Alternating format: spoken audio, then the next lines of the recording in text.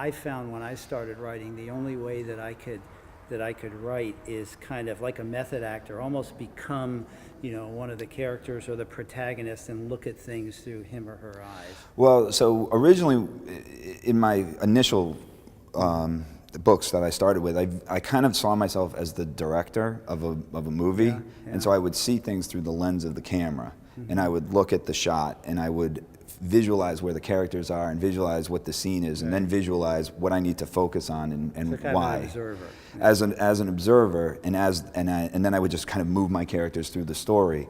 The last book I just finished, a book called Forgive Me, features a diary of a 16-year-old girl who's in grave peril, and I didn't want to write her jeopardy because it was too graphic for me, and I didn't think my readers wanted to read it either. So I decided to write it as a diary, which meant So you became her.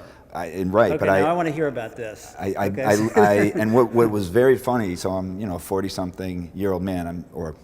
And my wife, when I told her this, she's like, "Well, how are you going to write a 16-year-old girl?" I said, "I don't know. I'm just going to think about how she would feel."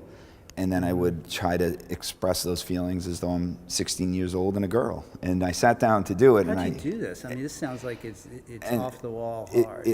I thought it was going to be off the wall hard, and it turned out to be the easiest writing I've ever done. Seriously. And the words started pouring out of me.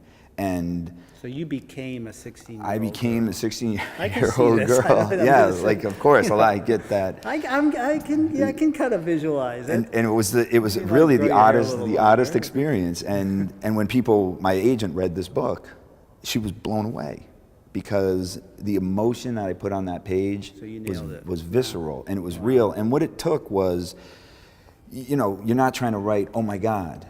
Like, "Oh my God," like I'm thinking, like the vernacular or the patois of a 16-year-old girl. You're just trying to write the rawest emotion that you can convey on the page.